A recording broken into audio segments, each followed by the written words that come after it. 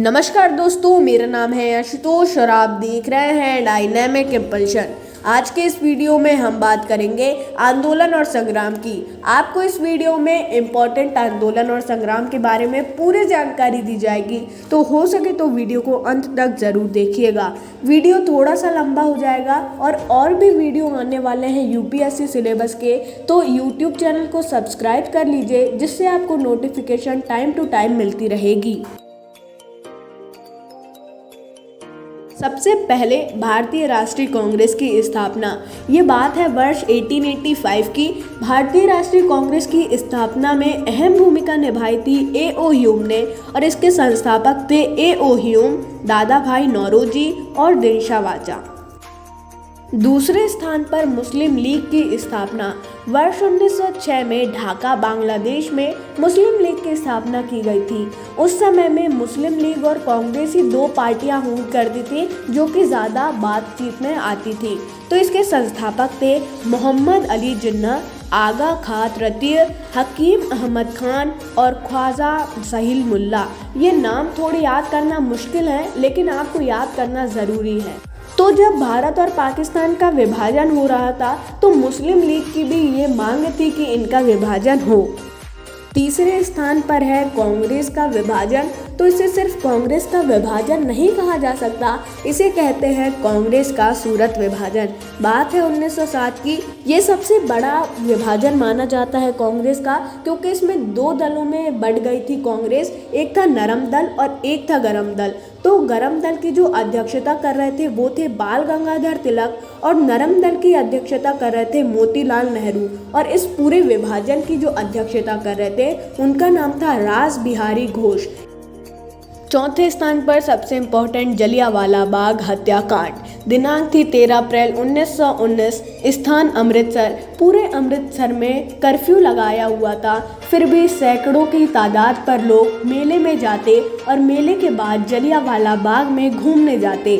जैसे ही इसके बारे में जनरल डायर को पता चला कि वहाँ पे एक मीटिंग भी चल रही है, वो अपनी पूरी सेना लेके पहुँच गया और वहाँ पे उसने सिर्फ एक शब्द बोला, फायर, और हजारों की तादाद पर लोगों की मौत हो गई।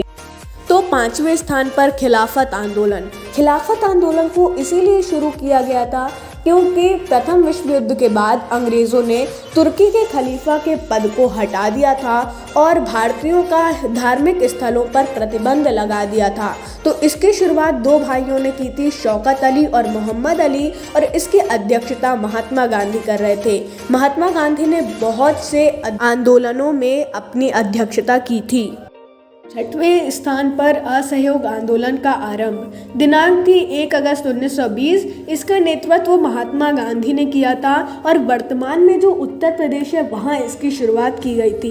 तो ये रॉलेट एक्ट आया था, एक ब्रिटिश शासन ने एक रॉलेट एक्ट लाया था। इसका मतलब ये था कि ब्रिटिश शासन बिना कोर्ट के मुकदमे के भी किसी भारतीय या फिर किसी को भी जेल में डाल सकती है, जो कि जाहिर सी बात है किसी को भी पसंद नहीं आया। और उसके बाद उन्होंने बोला कि इस एक्ट को आप वापस लें, लेकिन उन्होंने वापस नहीं लिया। और उसके बाद महात्मा गांधी ने इसके लिए एक आंदोलन चलाया। सातवें स्थान पर चौरी चौरा कांड। दिनांक 4 फरवरी 1922 में इसे शुरू किया गया था। तो ये एक असहयोग आंदोलन से जुड़ा हुआ कांड है। असहयोग आंदोलन के परिणाम से जनता बहुत ही आक्रोशित थी और उन्होंने एक जुलूस निकाला था, और वो जुलूस में भी जनता आक्रोशित थी। तो चौरी चौरा में एक स्टेशन, पुलिस स्टेशन स्थित है, वहाँ पे उन्होंने आग लगा दी और बहुत से लोगों की मृत्यु भी हो गई। तब से इस कांड को चौरी चौरा कांड बुलाया जाता है। आठवें स्थान पर साइमन कमीशन का भारत आगमन। दिनांक 3 फरवरी 1928 में साइमन कमीशन का भारत आगमन का उद्देश्य रखा गया था। तो साइमन का यही उद्देश्य था कि भारत में एक लचीला संविधान बने और भारत में एक संघ की स्थापना हो, जिसमें ब्रिटिश और भारतीय प्रांत दोनों ही मिलकर शामिल हों। तो एक ये प्रकार से ठीक भी था और एक प्रकार से नहीं, क्योंकि ये चाहते थे कि ब्रिटिश ही संविधान बनाए और ब्रिटिश ही का शासन चले अधिकतर।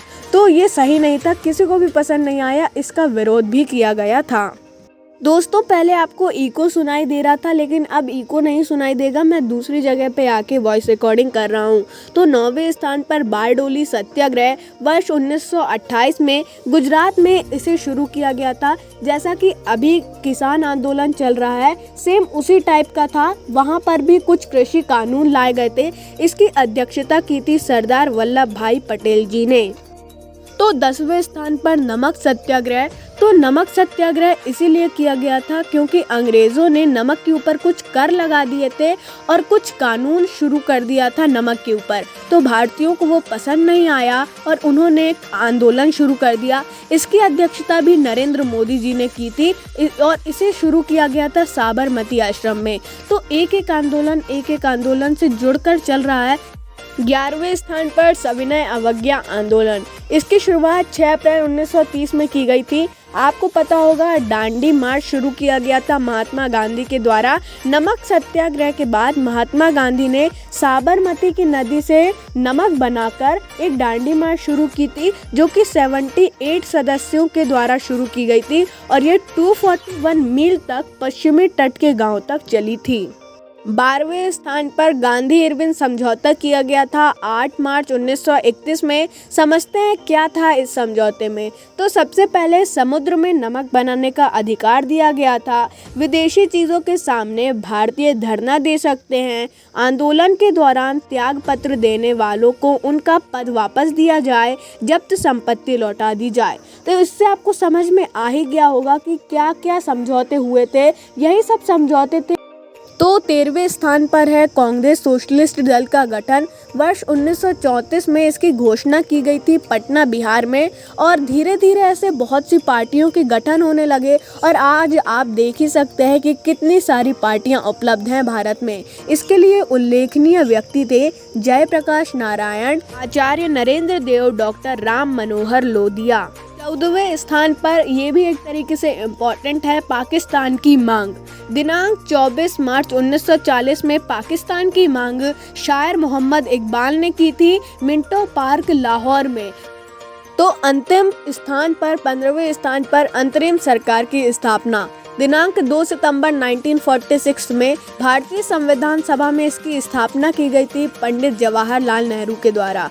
इसका मतलब ये है कि अंतरिम सभा यानी कि पहले गृह मंत्री, पहले शिक्षा मंत्री, ये सारे लोगों को अपनी अपनी सभाएं बांट दी गई थी। तो ये इन सब के बारे में आपको पता होने चाहिए कि पहले कौन थे। मुझे ऐसा लगता है कि आपको शायद पता ही होंगे। तो मेरे को अभी मैं फिर से आप लोगों को बोलना चाहूँगा, मुझे पहले नहीं पता था कि इको आ रहा है पहले, वरना मैं पहले ही दूसरी जगह पे आ जाता। लेकिन उसके लिए मैं माफ़ी चाहूँगा। और यूपीएससी के और भी वीडियोज़ आने वाले हैं, इसीलिए वीडियो को लाइक कर दीजिए और चैनल को सब्सक्राइब कर दीजिए। मिलते हैं अगले वीडियो में। नमस्कार। Dynamic impulsion.